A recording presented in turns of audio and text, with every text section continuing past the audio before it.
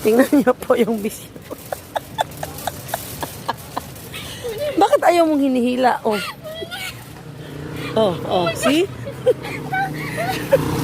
Ate, hindi mo na malayan. 45 minutes na tayo sa daan. Ate, nagtitingin na tayo. Nagtitingin na naman. Para na, sige na. Para na ako.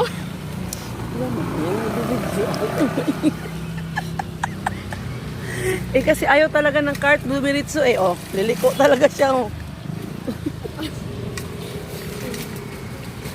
Ayaw ko magpalat ate.